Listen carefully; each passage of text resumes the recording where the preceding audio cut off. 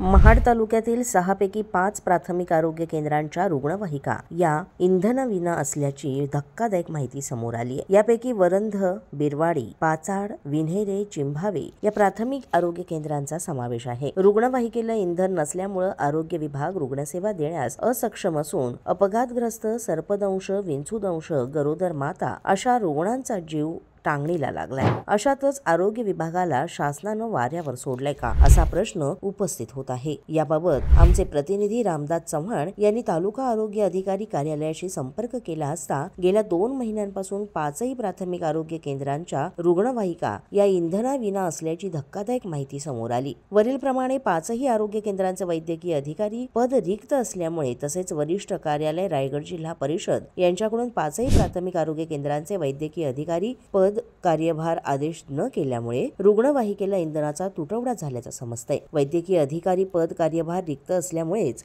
इंधनाची बोंबाबोंब झाली अशी माहिती महाड पंचायत समिती येथील आरोग्य सहाय्यक निलेश मोरे यांनी दिली आहे। नागरिकांना लागणाऱ्या अत्यावश्यक सेवेपैकी आरोग्य सेवा ही अतिशय महत्त्वाची असूनही शासन याकडे दुर्लक्ष करीत आहे। सातत्यानं आरोग्य विभागाच्या अनेक समस्या समोर येत असून रायगड जिल्हा परिषद मुख्य कार्यकारी अधिकारी नेहा भोसले या प्रकरणाकडे गांभीर्याने लक्ष देतील का, तसंच प्राथमिक आरोग्य केंद्राच्या रुग्णवाहिकेला इंधन मिळणार का हे पाहणं आता महत्त्वाचं आहे। जागृत महाराष्ट्र न्यूज, रामदास चव्हाण, महाड, रायगड।